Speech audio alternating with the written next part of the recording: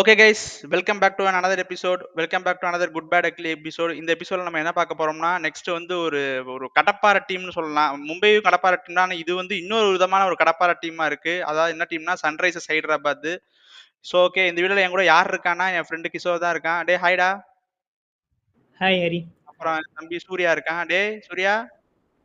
Hi guys. Hi. Okay சரி, okay நான் first ஸ்குவாடை வாசிடுறேன். அதுக்கப்புறம் உங்களோட 11 நீங்க சொல்லுங்க. So Pat Cummins, Henry Klaasen, Travis Head, Abhishek Sharma, Nitish Kumar Reddy, Ishan Kishan, Atharva Taide, Abhinav Manohar, Mohammed Shami, Harshal Patel, ராகுல் சகர், ஆடம் சாம்பா, சிம்ரஜித் சிங்கு, அப்புறம் ஜியதான் அன்சாரி, ஜெயதேவ் உனத்கட், பிரைடன் கார்ஸ், கமிந்து மெண்டிஸ், அப்புறம் அங்கிட் வர்மா, அப்புறம் ஈசான் மலிங்கா, அப்புறம் சச்சின் பேபி. ஓகேடா, இதுல உங்களுடைய 11 நீங்க சொல்லுங்கடா. ப்ரோ இதுல ஒரே ஒரு சேஞ்ச், பிரைடன் கார்ஸ் இன்ஜுரி, அவனுக்கு பதிலா ரீப்ளேஸ்மெண்ட் வந்து வியான் மல்ரா வந்து எடுத்திருக்காங்க. ஓ ஓகே ஓகே, நோட் பண்ணிக்கிறேன். சரி கிஷோர், 11 சொல்லு. ஹரி, நீ ஃபர்ஸ்ட் இன்ட்ரோல சொன்ன மாதிரி தான் one of the best batting sides இது. சரி, இப்போ அது வந்து நம்ம அப்புறம் பார்ப்போம். இப்போ நம்ம 11க்கு நான் சொல்றேன். இதான் ப்ராபபிள் 11. ஓப்பனிங்ல வந்து ஹெட் அண்ட் அபிஷேக், அதுல எந்த சேஞ்சும் கிடையாது. இன்ஜுரி அவங்களுக்கு ஆற வரைக்கும். நம்பர் 3ல புதுசா ஒரு அடிஷன் இஷான் கிஷன். நம்பர் 4ல ஸ்டெப். இப்போ நீ டாப் 3ல பார்த்தீங்கன்னா எல்லாருமே அட்டாக்கிங் தான், 3 பேரும். நீ விக்கெட் போனாலும் அவன் அடிக்க தான் போறான். ஸோ நம்பர் 4ல நீ நிதிஷ்குமார் ரெட்டி அடிக்கலாம். நம்பர் 5ல கிளாசன். நம்பர் 6ல அபினவ் மனோகர். 7ல பேட் கமின்ஸ். 8ல ஹர்ஷல். 9ல வந்து சமி. 10ல ஃபாரின் ஸ்பின்னர் ஜாம்பா. 11ல ராகுல் சகர். ஸோ எனக்கு இந்த பேட்டிங் மேல எனக்கு நல்லாவே நம்பிக்கை இருக்கு. இதுல எப்படியாலும் இது மேட்சுக்கு 180+ ஸ்கோர் அடிக்க முடியும். ஸோ நான் இம்பாக்ட் பிளேயர்லையுமே பேட்ஸ்மேன் எக்ஸ்ட்ரா எடுக்க போறது கிடையாது. ஆப்ஷன் இருக்கு, இருந்தா நீ வந்து சச்சின் பேபியை தான் கொண்டு வரணும். ஸோ அதுக்கு பதிலாக நான் இம்பாக்ட்லையும் பவுலர் தான் கொண்டு வர போனேன். ஜெயதேவ் உனட்கட் இல்ல சிம்ரஜித் சிங், இது ரெண்டுத்துல ஒருத்தவங்க தான் இம்பாக்ட் சப்பா வர போறாங்க. இதான் 11 இருக்கும். நான் வைக்கணும், நான் இது பண்றேன். சோ நீ என்ன சொல்ற, ஆடம் சாம்பாவும் ஆடுவான், ராகுல் சகரும் ஆடுவாங்கற, 2 லெக் ஸ்பின்னர் ஆடுவாங்கற, கரெக்ட்டா? போன சீசன் பாத்தேனா அவங்களுக்கு ஸ்பின் தான் வந்து ஃபாஸ்ட் பவுலிங் ஓரளவு போட்டான். ஸ்பின் அவனுக்கு சுத்தமா யாருமே இல்ல. நீ ஸ்பின்னரே இல்லாமலாம் நிறைய மேட்ச் ஆடினா. ஓகே, பட் இந்த சீசன் வந்து ஆல்ரவுண்டரா வச்சு போட்டான். சோ இந்தாட்டி வந்து அவனோட சூப்பர் ஆக்ஷன் அவங்களுக்கு இது. அவங்க ஸ்பின் தான் இதுன்னு சொல்லிட்டு ஒரு ஃப்ரண்ட் லைன் ஸ்பின்னர் எடுத்துட்டான். இப்போ நீ ஜாம்பாவை நீ ஆட வைக்காம நீ சொல்ற மாதிரி ராகுல் சகர் ஆட வச்சுட்டு நீ நம்பர் மனோகருக்கு அடுத்து வந்து நீ மல்ரா ஆட வைக்கலாம், இல்ல கமிண்டு மெண்டிஸ் அந்த மாதிரி ஆட வைக்கலாம். ஆனா நீ இவ்ளோ ஹெவி பேட்டிங் லைனை வச்சுட்டு உனக்கு அது தேவைப்படாதுன்னு நான் நினைக்கிறேன். ஒரு அவுட் அண்ட் அவுட் ஃபாஸ்ட் பவுலருக்கு போலாம்னு நினைக்கிறேன், கரெக்ட்டா? ஜாம்பாவை நீ ஆடினான்னு சொல்றேன். ஒரு மேட்ச் வின்னிங் ஸ்பின்னர் அவன் தான். Okay okay. சூர்யா, இந்த 11ல உனக்கு ஏதாச்சும் சேஞ்சஸ் பண்ணனும்னா என்ன பண்ணுவ? இல்ல ஓகேவா அந்த 11? இல்ல ப்ரோ, இதுவே எனக்கு தெரிஞ்சு ஓகேவா தான் இருக்கு. இவங்களுமே போன வருஷம் எனக்கு தெரிஞ்சு ஃபைனல் போனனால வந்து அவ்வளோ மேக்ஸிமம் எந்த சேஞ்சஸும் பண்ணல. எனக்கு தெரிஞ்சு வந்து பவுலிங்ல மட்டும் தான் அந்த ஹர்ஷல் பட்டேல், ஷமி, இவன் சொன்ன மாதிரி அந்த ஸ்பின்னிங் ஆப்ஷன்லாம் வந்து கொஞ்சம் சேஞ்ச் பண்ணியிருக்காங்க. பாக்குறதுக்கு வந்து கொஞ்சம் நல்லாவே வெல் பேலன்ஸ்டா தான் இருக்கு. அதனால வந்து எந்த சேஞ்சஸுமே வந்து எனக்கு தெரிஞ்சு தேவையில்லை. இன்ஜுரி ஆனாதான் வந்து பிரச்சனை வரும். இவங்களுக்கும் கேட்கிற மாதிரி தான். ஆனா இந்த டீம்ல எனக்கு என்ன பொறுத்த வரைக்கும் பார்த்தா இந்த டீம் பேக்கப்புமே சூப்பரா இருக்குது. அதுவும் பார்த்தீங்கன்னா ஓப்பனிங்க்குமே பேக்கப், எல்லாத்துமே கரெக்டான பேக்கப் வச்சிருக்கான். அதை நீங்க என்ன சொல்றீங்க? கமிண்டு மெண்டிஸ் இருக்கான், நிறைய பேர் இருக்காங்க, சிமர்ஜித் சிங் இருக்காங்க. அன்ப்ரூவன் கமாடிட்டி ஏரியா. அவங்க யாரும் நீ சொல்ற மாதிரி நல்ல பிளேயர்ஸ் தான். இப்போ நீ கமிண்டு மெண்டிஸ் எடுத்தனா அவன் இப்பதான் வரான், ஐபிஎல்க்கு தான் ஃபர்ஸ்ட் டைம். வியான் முல்டன் எடுத்தேன்னா அவனும் இப்பதான் ஃபர்ஸ்ட் டைம் வரான். ஸோ நீ 11 சொல்றேன், 100% அக்ரி பண்றேன். இது ஒன் ஆஃப் த பெஸ்ட் டீம்ஸ்னு. கரெக்ட்.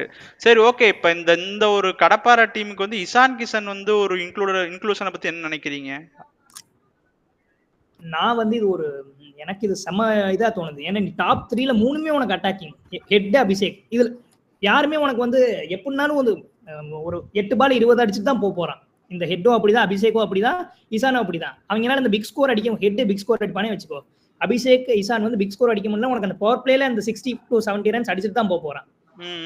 அவங்களுக்கு என்ன ஒண்ணு 10 பால் 20, இல்ல 20 பாலுக்கு 30, 40, 50 அந்த ரேஞ்சுக்குள்ள தான் இருப்பான். பிக் 100 ஸ்கோர் பண்றது. எனக்கு அபிஷேக் இப்ப கூட செஞ்சுரி அடிச்சான். பட் நான் அபிஷேக்கும் பார்த்தேன், இஷானும் பார்த்தேன்னா ஓகே, பட் தே கேன் அந்த இம்பாக்ட் அவங்களால பண்ண முடியும் பவர் பிளேல.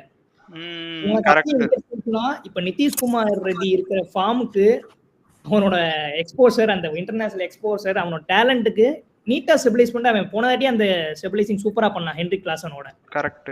இந்தாட்டி அதோட பெட்டரா தான் இருக்கும் அவனுக்கு எக்ஸ்பீரியன்ஸ். அவன் கிளாசன் பத்தி எக்ஸ்பிளைனே பண்ண தேவையில்லை. அதுக்கடுத்து உனக்கு ஹிட்டா வந்து அபினவ் மனோகர் வச்சுக்கலாம். அவனுமே நல்ல ஹிட்டர் தான். அவனாலே அவனும் அந்த இம்பாக்ட்ஃபுல் இன்னிங்ஸ் ஆடி இருக்கான் ஜிடிக்கு. ஸோ நான் எக்ஸ்ட்ரா அந்த பேட்டர் வேணாம், இந்த 6 பேட்டரை வச்சே நம்மளால அந்த ஸ்கோர் அடிக்க முடியும்னு சொல்லி எஸ்ஆர்ஹெச் பவுலிங்ல கொஞ்சம் இது பண்ணிட்டு சூப்பராகவே போகலாம். ஓகே ஓகே சரி. எனக்கு இந்த ஹர்ஷல் பட்டேல் வந்து எடுத்திருக்காங்க, அவன் ரன் லீக் பண்ண மாட்டானா சூர்யா, நீ நினைக்கிற? ப்ரோ ஆனா அவன் தானே போன வருஷம் பர்பிள் கேப் வின்னரு. ஆமாடா, பட் இந்த உனக்கு ஹைதராபாத்ங்கிறது வந்து உனக்கு ரன் ஃபீஸ்டான கிரவுண்டு, இங்க ஸ்லோயர் ஒன்ஸ் கட்டர் உனக்கு இங்க எடுபடுமா? ப்ரோ இவங்க வந்து பேட்டிங் ஹெவியா தான் எனக்கு தெரிஞ்சு போயிருக்காங்க. ஸோ அதனால வந்து எவ்வளோக்களவு வந்து ரன்ஸ் லீக் பண்றாங்களோ அவ்வளோக்களவு வந்து பேட்டிங்ல பிக்கப் பண்ணிக்கலாம்னு சொல்லி யோசிச்சிருக்காங்க போல.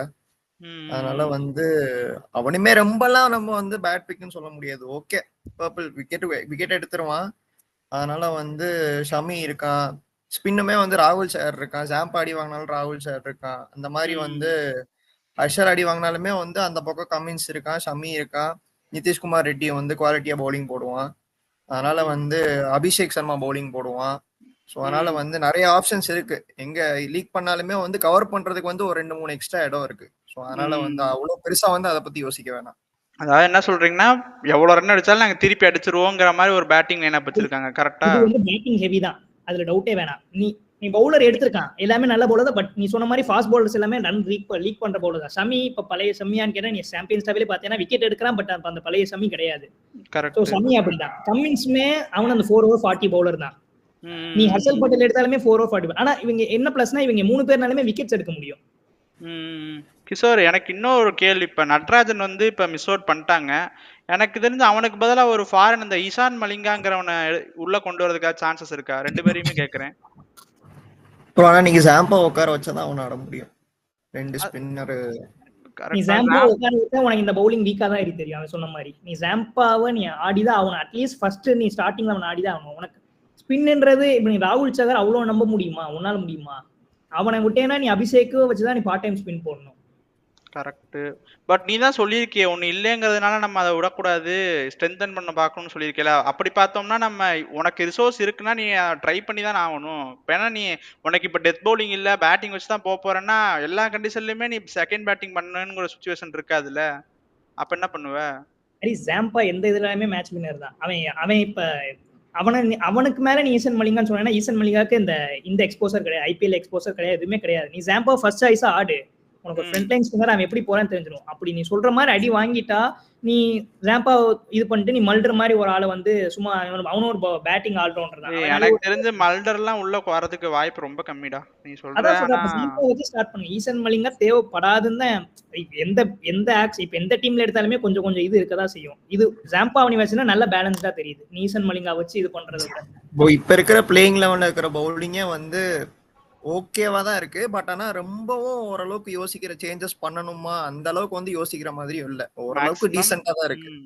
எதுக்காரி அவ்வளவு ஃபாஸ்ட் பவுலர்? நீ ஹர்ஷல் 1 ஆச்சு, கமின்ஸ் 2 ஆச்சு, ஷமி 3 ஆச்சு. உனக்கு 3 ஃபாஸ்ட் பவுலர் இருக்கா? இதுல நான் இம்பாக்ட்லயே நான் ஃபாஸ்ட் பவுலர் தான் கொண்டு வர போனேன். நான் சொன்னது என்ன, சிமரஜித் தான் கொண்டு வர போனேன். நிதிஷ்குமார் சொல்ற மாதிரி அவனும் பவுலிங் ஆல்ரவுண்டர். இல்லடா, நீ சொல்றவங்க எல்லாம் வந்து இப்ப சமி பார்த்தனா ஓகே, அவன் okay we can consider him as a death bowler. அவன் கூட ஹர்ஷல் பட்டேல் ஓகே போடு டெத்ல போடுவானா, ரன்ஸ் அவன் கண்ட்ரோல் பண்ண மாதிரி எனக்கு தெரியாது. எடுக்கறான்லேரி இது எதுவும் பண்ண முடியாது. ஓகே தான், இந்த 11 வச்சு ஸ்டார்ட் பண்ணி பாப்பாங்க. அவங்க என்ன பொறுத்த வரைக்கும் இந்த வருஷம் ஸ்டார்ட் பண்ணுவாங்க. அப்படி சொன்ன மாதிரி அவங்களுக்கு ஜாம்பானால இம்பாக்ட் கிரியேட் பண்ண நீ எதிர்பார்த்த இம்பாக்ட் கிரியேட் பண்ண முடியலனா நீ வந்து நீ சொன்ன மாதிரி ஈசன் மலிங்கா அந்த மாதிரி டெத் பவுலரா வச்சு நீ ஸ்பெசிஃபைடா எடுத்து ஆடிக்கலாம். சரி ஓகே, இந்த நம்ம பேசியாச்சு. ஓகே, இந்த குட்டா பேடா அக்லியா இதுக்கு எல்லாம் சல்ட்ட சொல்லிடுவீங்க, அவ்வளவுதான். எனக்கும் கண்டிப்பா வந்து குட் தான் ப்ரோ. எனக்கு ஆனா வந்து என்னோட ஒப்பீனியன் இங்க நான் மாத்தணும்னு விரும்புறேன். கொஞ்சம் வந்து இவங்க சீசன் வந்து அப் அண்ட் டவுனா தான் இருக்கும்னு சொல்லி எனக்கு ஏதோ ஃபீல் ஆகுது, எதுக்குன்னு தெரியல. ஆனா வந்து அப் அண்ட் டவுனா தான் இருக்கும் இவங்க சீசன். சார் எப்படி கான்ட்ரவர்சி எட்டு வரான் பாத்தியா? ஆன் பேப்பர் போகும்போது குட் அடி என்னதான் இருந்தாலும் அன்னையோட பெர்ஃபார்மன்ஸ் தான் மேட்டர். இப்போ நீ இந்த பேட்ஸ்மேன்ல எவனும் கிளிக் ஆனா கிளிக் ஆகாததுதான், அவ்வளவுதான்.